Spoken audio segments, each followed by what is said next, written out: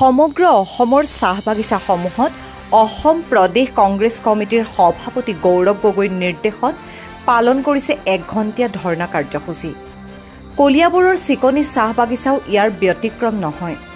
আজি বাগিচাখনৰ সকলো কাম কাজ এৰি চাহ শ্ৰমিকসকলে পালন কৰে 1 ঘণ্টীয়া ধৰ্ণা কাৰ্যসূচী।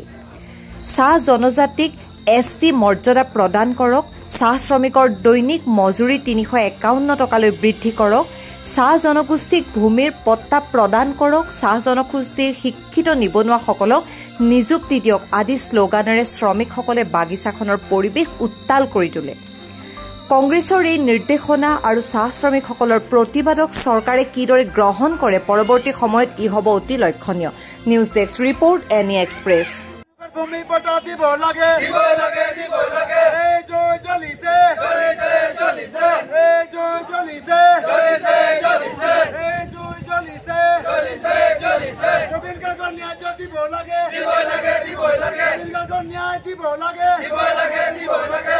বৰ্তমান আপোনালোকে গম পাইছে যে বিজেপি চৰকাৰে অসমত থকা চাহ শ্ৰমিকসকলক আৰু আদিবাসী লোকসকলক যি ধৰণে ব্যৱহাৰ কৰি আহিছে, ইয়াৰ পৰা গম পোৱা গৈছে যে চাহ শ্ৰমিকসকলক ভুৱা প্ৰতিশ্ৰুতি আৰু বিভিন্ন ধৰণৰ প্ৰলোভন আঁচনি দি পেলাই আজি তেওঁলোকে আমাৰ জনজাতিকৰণৰ পৰা বৰ্খাস্ত কৰি ৰাখিছে।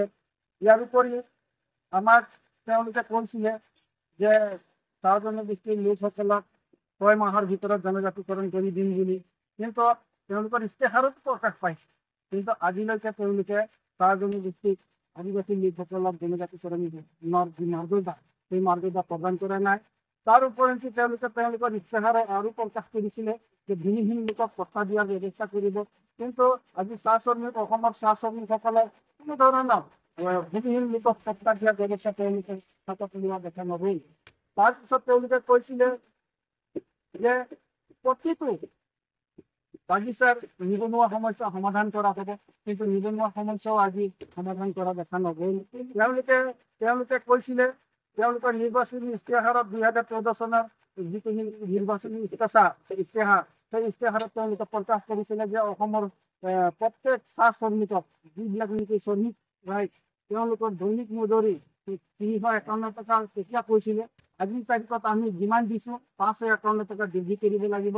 অন্যথা কিন্তু আগন্তুক দিনত 2026 চনত চাহ শ্ৰমিক ৰাইজে বিজেপিক চাহ বাগিচা অঞ্চলৰ পৰা গঠিয়াই উলিয়াই দিলে, এই কথা স্পষ্ট হৈ পৰিছে। গতিকে আজি আমি 1 ঘণ্টীয়া ধৰ্ণা কাৰ্যসূচী পালন কৰিছিলোঁ আৰু এই ধৰ্ণা কাৰ্যসূচী আমাৰ অসম প্ৰদেশ কংগ্ৰেছ কমিটিৰ সন্মানীয় সভাপতি শ্ৰীযুত গৌৰৱ গগৈ ডাঙৰীয়া আৰু অসম চাহ মজদুৰ সংঘ চাহ মজদুৰ কংগ্ৰেছ কমিটিৰ সন্মানীয় সভাপতি পেটুৱা মুণ্ডা ডাঙৰীয়াৰ আদেশ অনুযায়ী নগাঁও জিলা উদ্যোগত আমি চিকনি চাহ বাগিচাত আজি 1 ঘণ্টীয়া ধৰ্ণা কাৰ্যসূচী পালন কৰিছোঁ আৰু ইয়াত চিকনি চাহ বাগিচাৰ ৰাইজে সকলো ধৰণৰ সহায় সহযোগিতা আমাক আগবঢ়াইছে, আমাৰ মণ্ডল কংগ্ৰেছৰ সহায় সহযোগিতা আগবঢ়াইছে।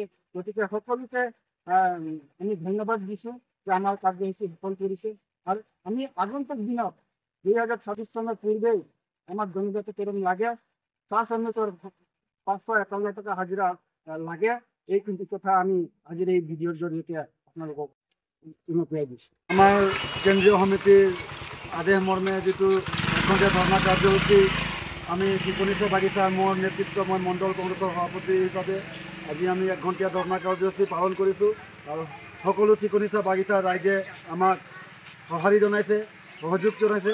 তাৰ কাৰণে মই এই ভিডিঅ'ৰ যোগেদি সকলো চিকনি চাহ বাগিচাৰ ৰাইজক ধন্যবাদ জ্ঞাপন কৰিছোঁ। জয় আই অসম।